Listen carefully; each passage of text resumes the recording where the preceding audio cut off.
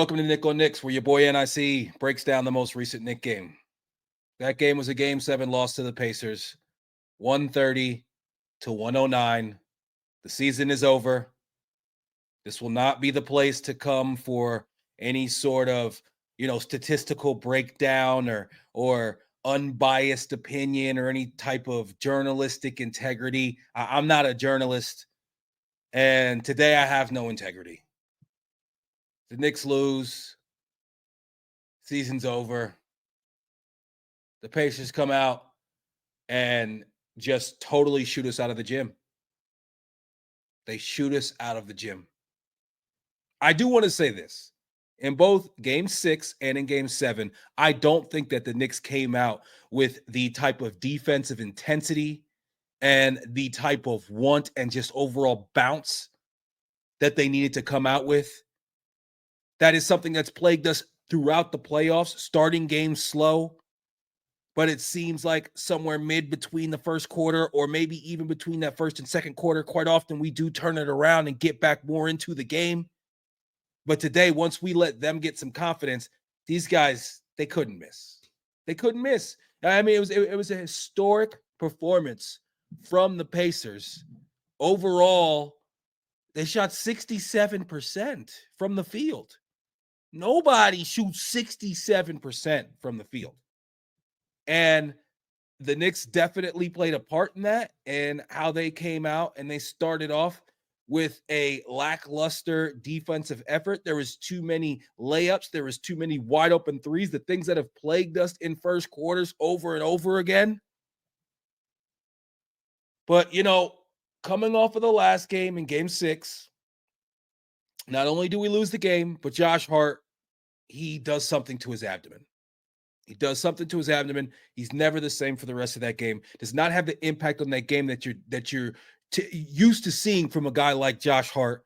He tries his best to gut through it, and at one point, then he even has to ask to come out of the game. And when Josh Hart's asking to come out of the game, he's in terrible, terrible pain because he is one of the toughest players, an absolute Iron Man the entire season.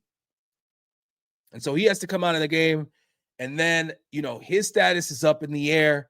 As far as Game 7, though everybody does expect him to play, the question is how effective can he be? And then we find out that OG is questionable. And then we find out this morning that it's looking like he is going to play. And then we get the news that he and Josh Hart are both starting. And you start to really feel like, hey, we got a great chance. I still say we sweep them if OG never gets hurt. We were rolling in that game, going up 2-0. OG was having the game of his life, 28 points, and then he goes down, and since then, the series has totally shifted. It's not a small thing. It seems in the grand scheme of all the different things that have happened to the Knicks this year that it's just another small thing to add, and don't worry, we'll get to the other things that we need to add. Even today, the basketball gods they just turn their back on us all season long. I mean, come on, man. Could a team get a little bit of luck? I mean, at the end of the day, you got to be proud of this team. You got to be proud of this team and what they were able to accomplish with all the adversity that they faced all season, the crazy rash of injuries that started back in January and just kept on coming and never stopped, leading up to Game 7 of the Eastern Conference semifinals. In the last moments, in the last quarter and a half, Jalen Brunson, and what seems like a somewhat, ambivalent play, breaks his hand, and it's just absolute night. But before that, long before that, you got to give the Pacers some credit. The Pacers came out, and they came out playing hard. They came out ready, and I don't know what the fuck they ate this morning. It must be the greatest bowl of Wheaties. Somebody figure out what their pregame routine was, because these guys couldn't fucking miss. Jesus. I mean, there's a certain point where it's like, hey, we got to play better defensively, but there's a lot of shots that these guys are hitting where we are playing good defense and giving a good contest, and they're still going down. When you look into the second half, we come out with a little bit more defensive fervor. We're out where we're making plays, we're up in them, we're reaching, we're fouling them just like they foul us. Hey, they're not going to call it. Get out there. Let's go. Reach. Make it hard for them to do everything like they're doing to Brunson. We start doing that in the second half. And we're getting to the point where it's like, okay, it kind of feels like we got a chance. And then we have 2 crucial turnovers. Deuce throws the ball away, jumps up in the air, and tries to throw it across the court. Just an absolute cardinal sin of passing. Shout to my guy, Clyde. Deuce, come on. Deuce did not have a great game. He did not have a great series. I hope to see better from Deuce next year when it doesn't matter what you do in the regular season. This is like with Quickly, where it was like, okay, we know you can do in the regular season. Can you do it in the playoffs? And Deuce had a very good series against the Sixers. He did not have such a great series against the Pacers. He had some moments. Game 6, he had 20 points. He had a good game. But overall, he didn't have a consistent impact. And as far as the backup point guard, TJ McConnell ran circles around him in every aspect of the game. TJ McConnell absolutely killed us. I'm gonna be all over the place today. Okay, if you really are into it, you're gonna be able to follow the through lines. But I'm gonna be all over the place. There's no notes. There's no format. None of that. TJ McConnell killed us. That fucking guy is so annoying. He's so annoying. It seems like he just is so simple what he does, and yet he's able to get it off. Today, at certain times, I was like, Hartenstein, this guy, he's dribbling around the basket. He's getting around the rim. He's about to go up. Just get ready to challenge him. Do not let him throw up some little slick shit that beats you to the rim. Hartenstein probably had his worst game of the entire series.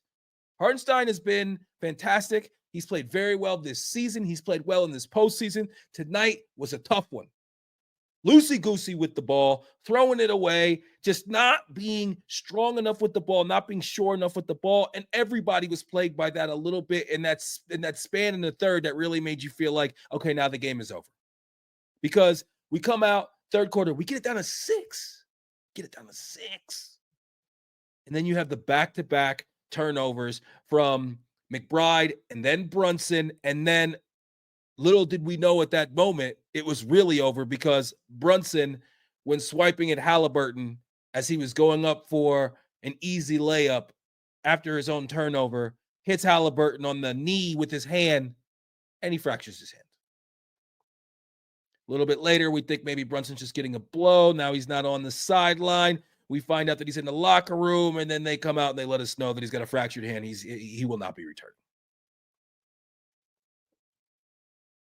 How much can one team take, man? How much can one team take? And I don't want to hear anybody, if you come in these comments and you start talking about how I'm making excuses. Listen, man, first and foremost, I don't play for the team. I'm a fan, okay? I don't have to go up there and, say the right thing. I don't have to do any of those things. And as a fan right now, I'm bitter. I feel snake bitten, okay? I watched Julius Randle, the guy who was the beginning of this renaissance that the New York Knicks have experienced, the guy who came out here when nobody wanted to and turned this franchise around, got us back into playoff contention, gave us a perennial all-star, an all-NBA player, a guy who, when he came here, he was not that and became that as a Knick. We've been so used to getting stars on the way down. We finally got a guy who was ascending on this team. And Julius, Jaime Jaquez, it don't take long once you get to Miami to learn how to start doing that dirty shit. They all do it. I see back to PJ Brown with Charlie Ward, up through the days to that now with Bam Adebayo, the dirtiest player in the league, and multiple times he's now taken out Julius for the second season in a row. They take Julius out and make him miss the rest of the regular season. This time they just did it a couple months earlier. Julius is done. Then we get OG. We had OG when we had OG and Julius rolling. Remember, we were the best team in the league. Blowing out Denver. We're beating Minnesota. We go, 16-2 or some shit like that. We were the best team in the league. OG came, just opened up the floor.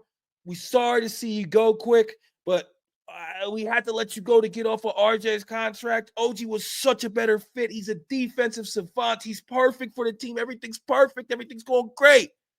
Jaime Jaquez. Low Bridges Julius on a crazy attempt to take a charge. Way under the basket on a guy who's way in the air. Super, super dirty. Takes him out. We know how that plays out. Julius fights back, tries his best all season, injures the shoulder. We don't even know about it. He tries his best to come back, ends up not being able to come back, get surgery. He's done for the season, okay? January, he's done for the season. Then we're soldiering along. We're making adjustments. OG moves to the 4. OG gets some bone spurs in the elbow. No big deal. It feels like he's going to play through it. You know what? I might have to sit out a couple of days, a little management. Oh, what? Surgery. OG had surgery. Now he's had surgery. Now he's out for a couple months. It's always he might be back. He could be back. He's starting to do this, blah, blah, blah. At that, he ends up not really coming back until the last week of the season. No, he comes back for a little short stint, plays a couple games, screams on the court after shooting a 3. All his shots look short. He goes back out, then comes back for a few games. All that being said, we soldier on. Let's not forget Mitchell Robinson. He missed the most games of them all. He missed 50-plus games. He's our backup center. He was our starting center going into – that's the thing. Everybody looks at him like he's the backup. Going into the season, Mitchell's our starter.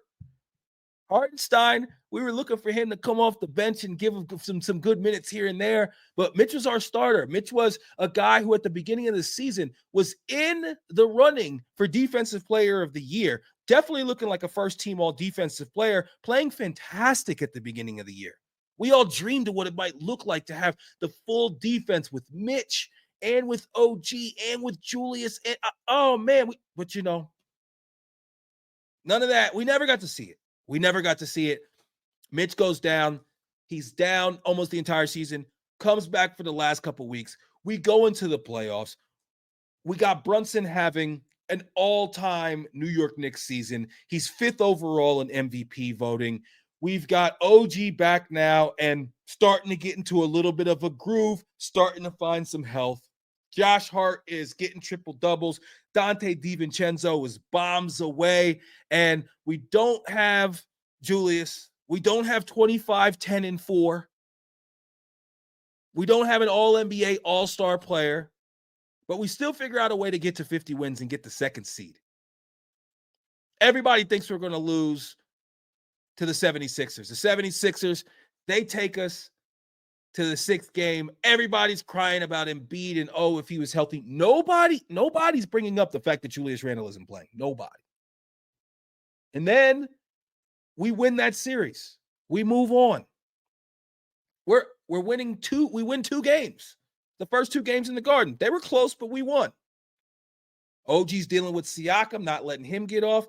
Halliburton, he's getting points, but he's fading in the second half. The first game he didn't do much. Second game he fades in the second half. We pull that game out, but what also pulls is OG's hamstring. OG, in the midst of having a 28-point game, he goes up for a layup. Looks like a sniper hits him.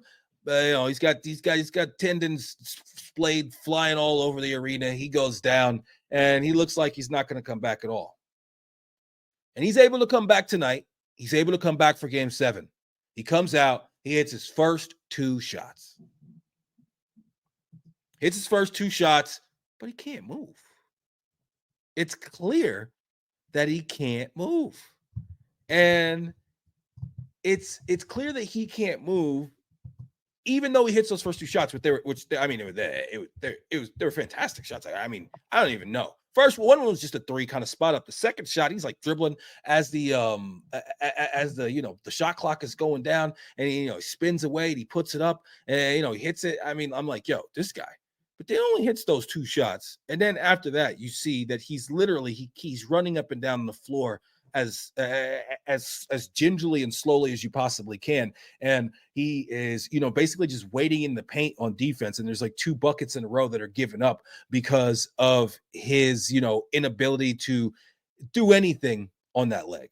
And it's clear that he has to come out. He hits his 2 shots. He needs to come out. What a lot of people don't realize about the Willis Reed game, a lot of people that weren't around for it and are just Knicks fans, if you ever just watch the highlights and you don't ever go back and watch the entire game, which I would definitely you can find it on YouTube.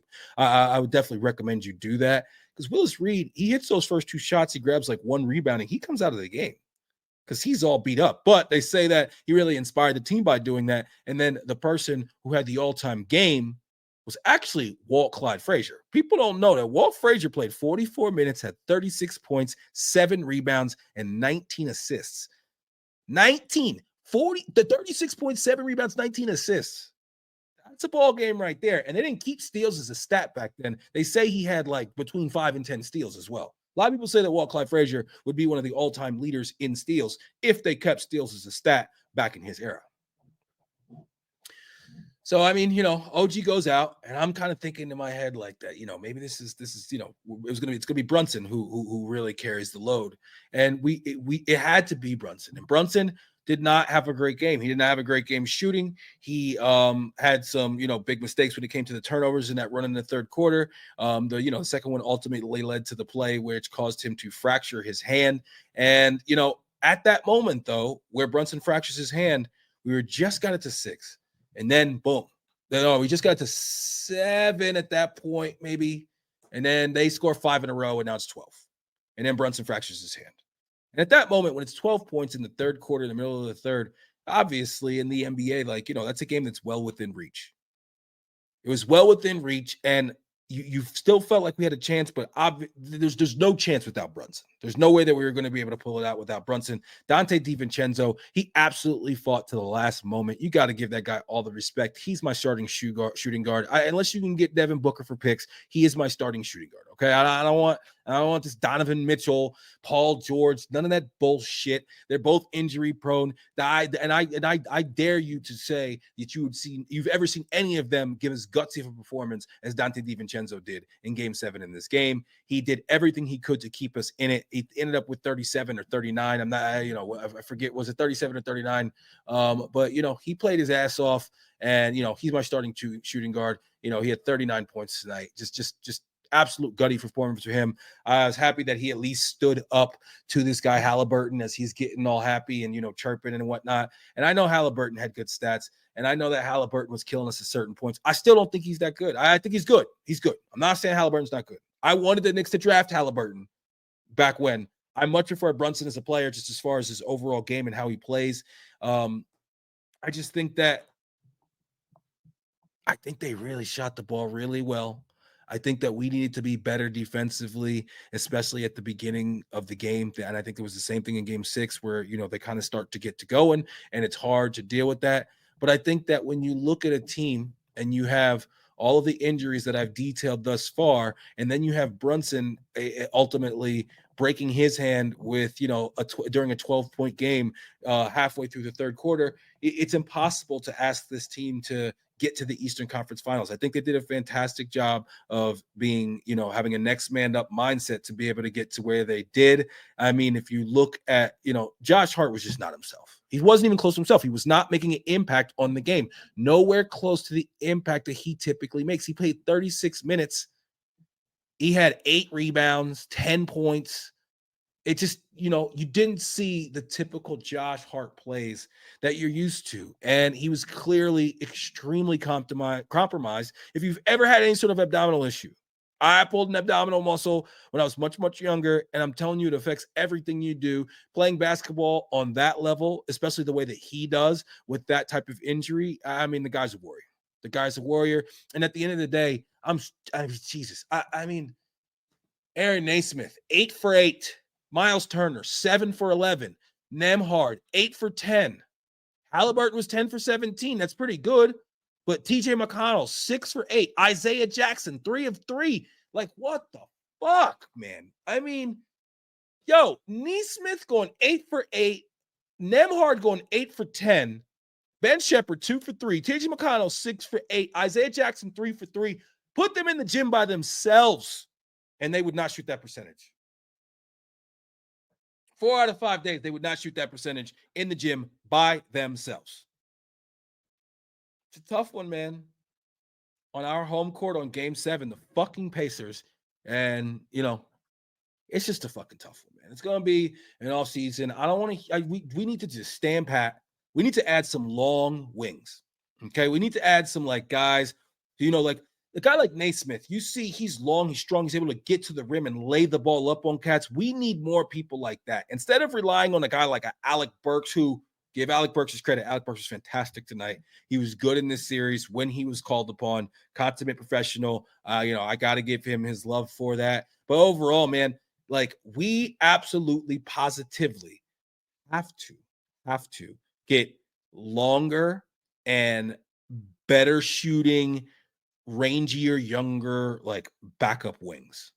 Instead of a guy like a Bogey, and instead of a guy like Alec Burks, we need to have those guys. If they're on the bench, they need to be buried deep behind a Naismith, or even like a backup big man like this guy Isaiah Jackson. We just need some more like youth and length and bounciness to us, and especially considering the fact that it looks like we're definitely going to invest in OG Anunoby stock, and this guy he gets hurt.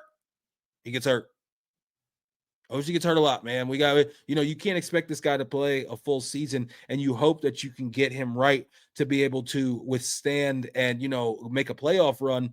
But I just think that we need to look at a guy like you look at a guy like a PJ Washington on Dallas. Knicks need more guys like that.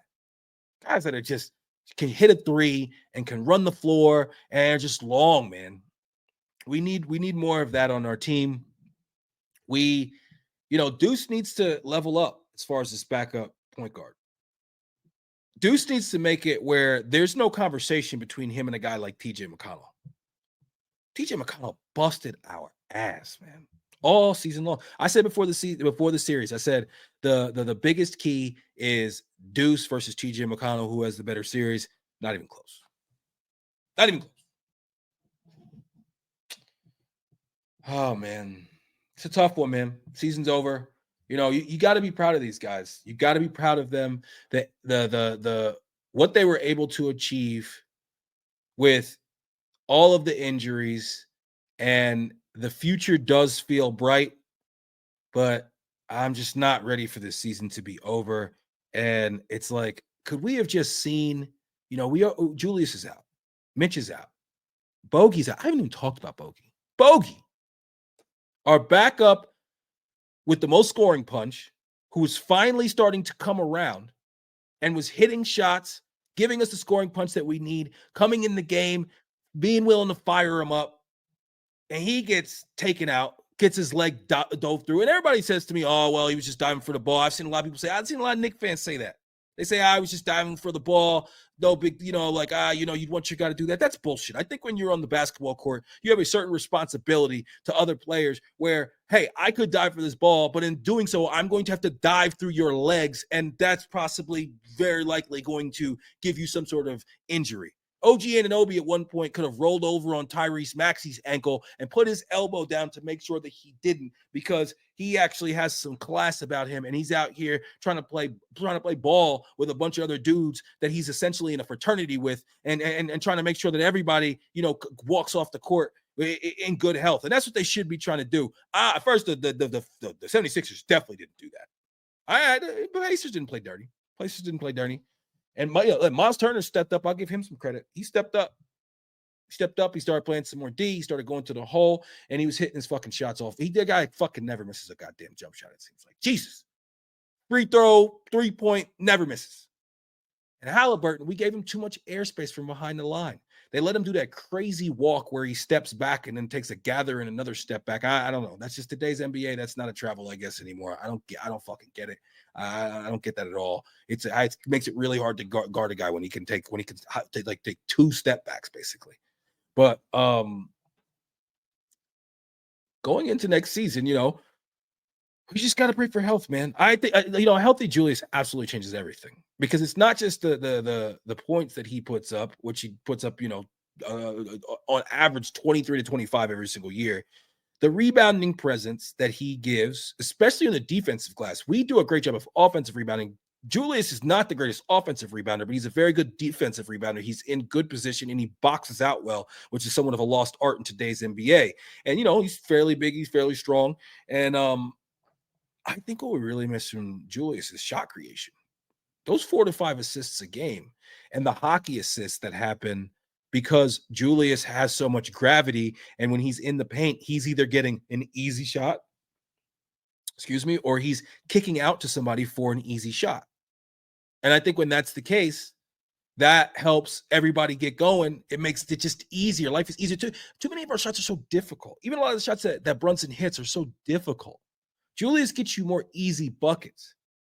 And especially in the playoffs when they're really keying on Brunson, there's times, in this game where it seems like they're just whipping the ball around, doing whatever they want. And everybody's taking shots that are good shots for them. Siakam's taking mid-range shots. Miles Turner is taking threes that are getting kicked out to him and he's wide open. Halliburton is, getting into the paint and then kicking it out to guys who are wide open. And friggin' Naismith and Nemhard, they're friggin' hitting shots. Jesus. And there were certain points where it's just like, can these guys miss a fucking shot? So frustrating, man. So frustrating, man. Listen, next season is bright. We got to get everybody healthy. Let's go to down to Canal Street. Or if we need to go to East Flatbush, like Church and Nostrand, whoever we gotta have to put some good juju on our guys, say some spells, get some sound bowls going, slap motherfuckers with leaves. We gotta do something. Can we do something to get the basketball gods on our side and get some health next year? Can we see what this Knicks team, this team that won 50 games with half the squad, the whole front court being out for most of the second half of the season? Can we see what this team could be with a relatively healthy season? There's going to be some injuries. This is the NBA. Guys are going to get nicked up. Relatively healthy. Can we get, 75% of the season from our major pieces? And can we get, everybody relatively healthy for a playoff run? Wouldn't that be nice? Wouldn't that be nice? This is my life, man. As this is on the He Did This to Me network, Nick on Knicks. And I'm going to be coming at you throughout the off season when things happen and whenever I have thoughts. Hit that notification button whenever I have thoughts randomly throughout the season. And then next year, we're going to be rocking after every single game, win or lose. You're going to be hearing about, the Knicks from your boy, rocking with your boy, and it's always going to be like this. It's a fan's perspective, okay? I'm not a journalist, all right? I'm a guy who bought a microphone, all right? And that's what it's going to be. And the thing is that the whole He Did This to Me network, it's the reason for the name is it's a show between my father and I. And it's called He Did This to Me because we talk Knicks, we talk Mets, we talk Jets. Those are our teams. And then we also talk just what's going on in the sports world in general. And it's getting tough, man. It's getting tough. This injury bug that my teams have seen as of late. And it's getting tough at this point to just every single year hope for health and hope things could be okay and just feel like it's not some sort of curse. A lot of these, Mets, Jets, those two fan bases, there's a lot of people within those talking about curses. I'm not one of those. I'm not going to go that far as we're cursed. But we've been extremely unlucky. Diaz, Rogers, everybody on the Knicks. I mean, Jesus. Like, yeah, it's, the law of averages says that, all three franchises should see some, very healthy seasons coming up. Law of averages would say that I would have experienced more than one championship in my lifetime other than the one the New York Mets won when I was 2 years old. I got pictures with my parents with the Mets hat on. Can't say I remember it. And at this point, man, it's just, it's tough. It's tough. It is. But I love these teams. I'm not going anywhere. I like to believe that I will be able to bask in the glory one day and all these years of pain and heartache will be worth it. But it's tough. It's tough. And, it's just another season where we end. And though we have some more promise and we have some more reason for optimism moving forward when it comes to the New York Knicks in the end of this season. It'll always be a year of what if. It'll always be a year of what if. Thanks for rocking with your boy, Nick on Knicks. See you when I see you.